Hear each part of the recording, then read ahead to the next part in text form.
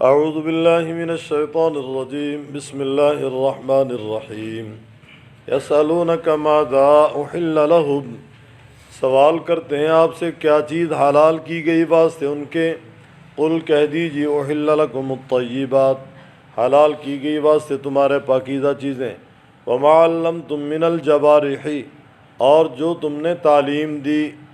زخمی کرنے والے جانوروں کو، مکلبین چھوڑنے والے ہو، تعلمونہن تم تعلیم دیتے ہو ان کو، مما علمکم اللہ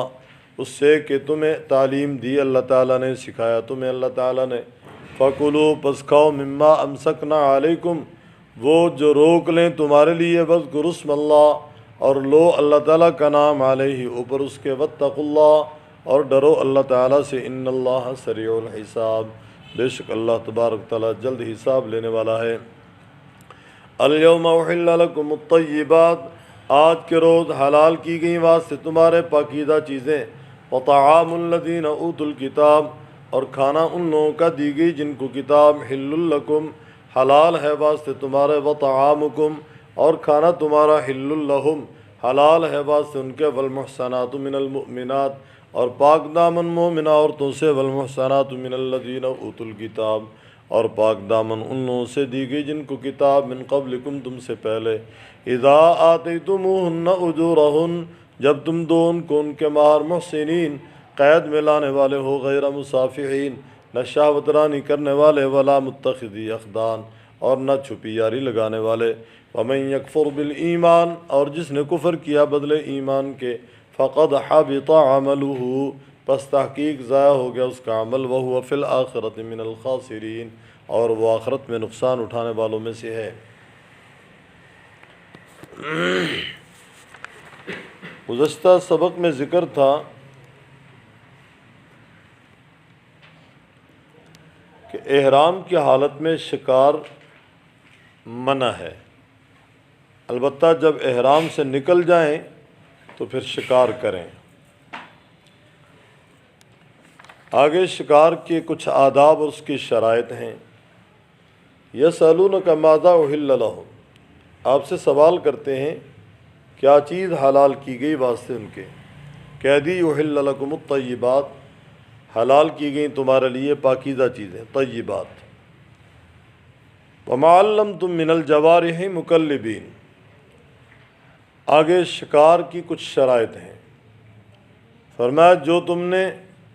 تعلیم دی من الجوارح جانوروں کو جو شکار کرنے والے ہیں،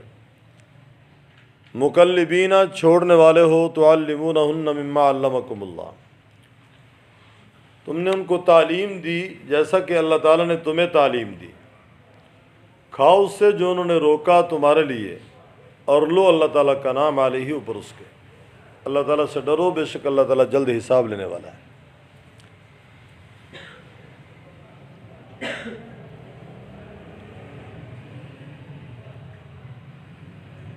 امام الانبیاء صلی اللہ علیہ وسلم نے اصول بیان فرمائے جو احادیث اور تفاسیر کی کتابوں میں موجود ہیں۔ آپ نے فرمایا کل ذی مخلب من الطیر، ہر وہ پرندہ جو پنجے سے شکار کرتا ہے وہ حرام ہے۔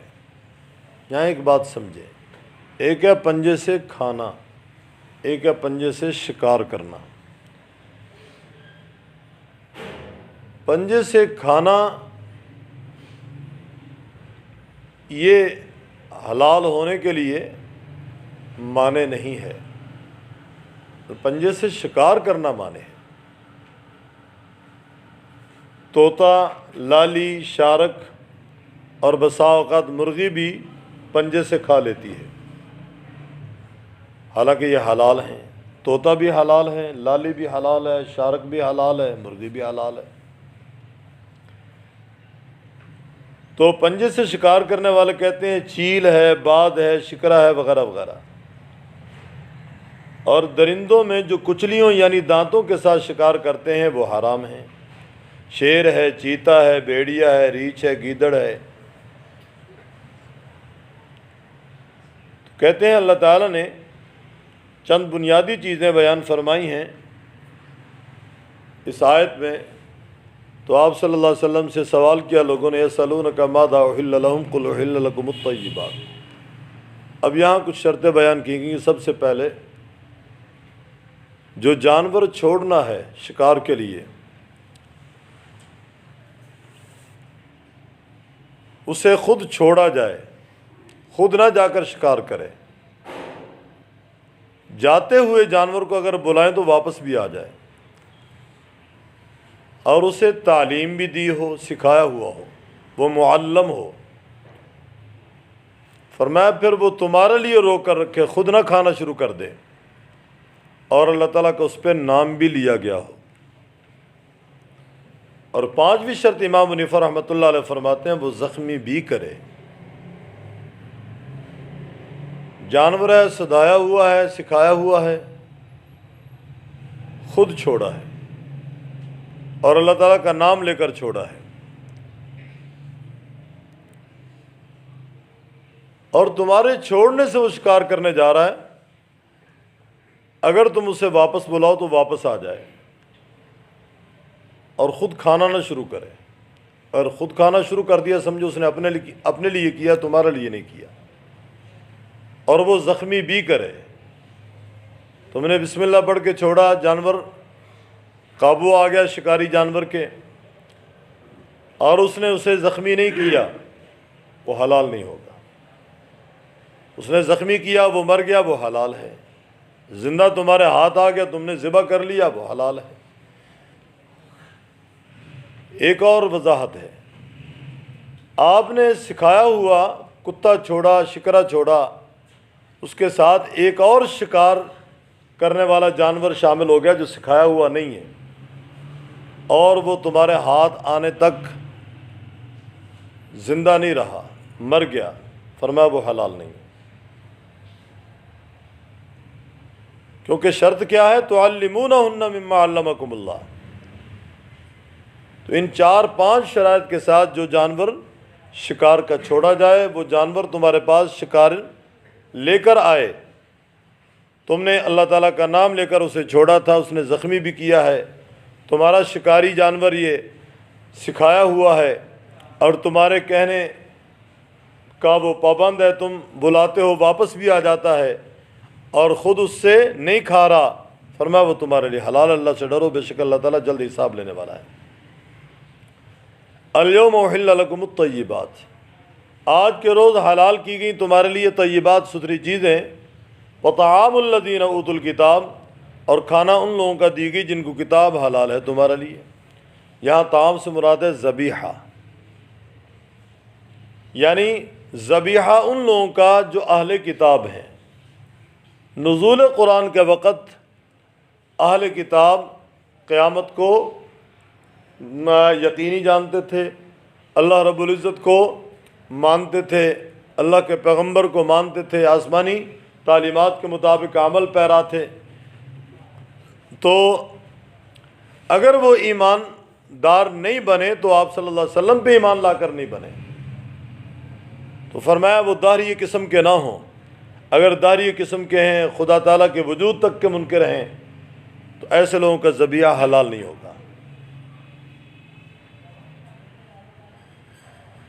کھانا ان لوگوں کا دی گئی جن کو کتاب، یعنی اہل کتاب کا ذبیحہ حلال ہے تمہارے لیے، وطعامکم، اور تمہارا ذبیحہ حلال ہے واسطے ان کے، والمحصنات من المؤمنات والمحصنات من الذین اوتوا الکتاب۔ اس طرح پاک دامن مومنہ عورتوں سے نکاح، اور پاک دامن ان لوگوں سے دی گئی جن کو کتاب تم سے پہلے، جب تم ان کو ان کے مہر دے دو۔ شرط یہ محسنین غیر مصافحین، نکاح کرنے والا تا حیات رکھنے کا ارادہ کرے، صرف 4 دن کھیل کے لیے نہ لائے کہ 4 دن لطف اندوز ہو اور اسے چھوڑ دے۔ غیر مصافحین کا یہی معنی ہے، شہوت رانی نہ کرے، ولا متخذی اخدان، اور نہ چھپی آشنائی رکھے۔ نکاح کے وقت اعلان شرط ہے، گواہ بھی ہونے چاہیے۔ اگر گواہ نہیں ہوں گے، صرف 2 آدمی ایجاب و قبول کر رہے ہیں، لڑکی لڑکا، نکاح نہیں ہوگا، گواہ بھی ہونے چاہیے۔ حق مار اس وقت طے ہو یا نہ ہو، بہرحال حق مار طے ہونا چاہیے، بعد میں بھی طے ہو سکتا ہے۔ ایجاب و قبول یہ بھی نکاح کی شرائط میں شرط ہے، ایجاب و قبول ہو، گواہ ہوں، اور مجلس کا ایک ہونا بھی شرط ہے۔ ولا متخذی اخدان، فرمایا جس طریقے سے اہل کتاب جو صحیح معنی میں اہل کتاب ہیں ان کا ذبیحہ حلال ہے، ان کی عورتوں سے نکاح بھی حلال ہے۔ اگر وہ نام کی اہل کتاب ہے لیکن وہ عورتیں دہریہ ذہن رکھتی ہیں، دہریہ بن چکی ہیں، خدا تعالیٰ کے وجود کے منکر ہیں، اللہ کی ذات کے منکر ہیں، فرمایا پھر ان سے نکاح نہ کرنا۔ بسا اوقات بعض مصلحتوں کے تحت بھی نکاح سے روکا جا سکتا ہے، جس طرح حضرت عمر رضی اللہ تعالیٰ کے زمانہ میں یہ لبنان، بیروت اور شام تک جب خلافت کو وسعت ملی تو وہاں حسن خوب تھا، عرب کے لوگوں نے ان عورتوں سے نکاح کرنا شروع کر دیا۔ حضرت عمر رضی اللہ عنہ نے پابندی لگا دی، انہوں نے کہا حضرت کیا اہل کتاب کی عورتوں سے نکاح جائز نہیں ہے؟ فرمایا جائز ہے، میں بھی جانتا ہوں اللہ تعالیٰ کے حکم کو، لیکن میں کسی مصلحت کے تحت تمہیں روک رہا ہوں۔ وہ مصلحت کیا تھی کہ تمہاری عرب عورتیں تربیت یافتہ ہیں، اچھے اخلاق کے مالک ہیں، اور وہ تربیت یافتہ نہیں ہیں، وہ تمہاری اولاد کی تربیت نہیں کر پائیں گی، لہذا ان سے نکاح تم نے نہیں کرنا۔ اور یہ بہت بڑا ایشو ہے، ماں اگر نیک نہیں تو اولاد اس کے مطابق پھر اپنے اخلاق بناتی ہے، اور ماں اگر نیک ہے، طہارت پیش نظر ہے، اس کے وضو غسل کی پابند ہے، نماز روزے کی پابند ہے، تو یقیناً بچے اچھے اخلاق کے مالک ہوں گے۔ اور اگر ماں کو وضو طہارت کا پتہ ہی نہیں ہے، غسل کا پتہ نہیں ہے، وہ نماز قیام رکوع سجدہ نہیں کرتی، اور ہر وقت زبان پہ اس کے گالیاں ہیں، بچے وہی کچھ کہیں گے۔ شیخ عبد القادر جیلانی رحمۃ اللہ علیہ کے بارے میں آتا ہے، کبھی والدہ نے بے وضو ان کو دودھ نہیں پلایا، تو بچہ بھی دیکھو نا پھر شیخ عبد القادر جیلانی جن کو پیران پیر کہا جاتا ہے کیسا پیدا ہوا۔ تو ماؤں کی تربیت یہ اولاد کے لیے ایک بنیادی فریضہ ہے کہ وہ اچھی تربیت کریں تاکہ اولاد اچھی ہو، اولاد اچھے اخلاق کے مالک بنے، ان کی سمت ٹھیک ہو، ان کا قبلہ ٹھیک ہو۔ اگر مائیں نیک ہوگی تو اولاد نیک ہوگی، اور اگر مائیں بد ہیں تو یقیناً اولاد اچھے اخلاق کی مالک نہیں بن سکتی۔ فرمایا وَمَنْ يَكْفُرْ بِالْإِيمَانِ، جس نے کفر کیا بدلے ایمان کے، فقط حبط عملہ، پس تحقیق ضائع ہو گیا اس کا عمل۔ بسا اوقات خواہشات کی غلامی میں پڑھ کر آدمی ایمان کھو بیٹھتا ہے، مال کی وجہ سے، کسی عورت کی وجہ سے، کسی مکان کی وجہ سے، کسی سواری کی وجہ سے ایمان تک سے ہاتھ دھو بیٹھتا ہے۔ بہت سارے ایسے لوگ ہیں جو دوسرے ممالک میں جاتے ہیں، وہاں جا کر فارم فل کرتے ہیں، جی ہم قادیانی ہیں، یا ہم بہائی ہیں، یا ذکری ہیں، یا رافضی ہیں، تو یقیناً وہ اسلام سے فارغ ہو جاتے ہیں۔ وَمَنْ يَكْفُرْ بِالْإِيمَانِ فَقَدْ حَبِطَ عَمَلُهُ، جس نے کفر کیا ایمان کے بدلہ میں،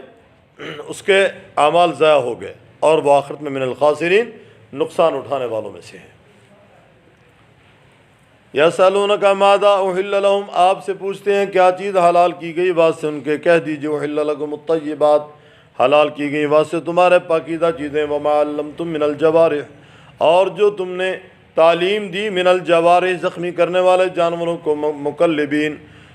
چھوڑنے والے ہو، تعلمونہن، تم تعلیم دیتے ان کو، مما علمکم اللہ، اس سے کہ تمہیں تعلیم دی اللہ تعالیٰ نے، فَكُلُوا، پس کھاؤ، مما امسکنا، اس سے کہ انہوں نے روکا، علیکم تمہارے لیے، وَاذْكُرُوا اسْمَ اللَّهِ، اور لو اللہ تعالیٰ کا نام، علیہ اوپر اس کے، فَاتَّقُوا اللَّهَ، اور ڈرو اللہ تعالیٰ سے، ان اللہ سریع الحساب، بے شک اللہ تعالیٰ جلد حساب لینے والا ہے۔ اليوم احل لکم الطیبات، آج کے روز حلال کی گئی تمہارے لیے پاکیزہ چیزیں، وطعام الذین اوتوا الکتاب، کھانا ان لوگوں کا دی گئی جن کو کتاب، اس سے مراد ذبیحہ ہے، حل لکم، حلال ہے واسطے تمہارے، وطعامکم، اور ذبیحہ تمہارا حل لہم حلال ہے واسطے ان کے، والمحصنات من المؤمنات اور پاک دامن مومنہ عورتوں سے، والمحصنات من الذین اوتوا الکتاب اور پاک دامن ان لوگوں سے دی کہ جن کو کتاب تم سے پہلے، اذا آتیتموہن اجورہن جب تم دو ان کو ان کے مہر، محسنین غیر مسافحین قید میں لانے والے ہو، نہ شہوت رانی کرنے والے،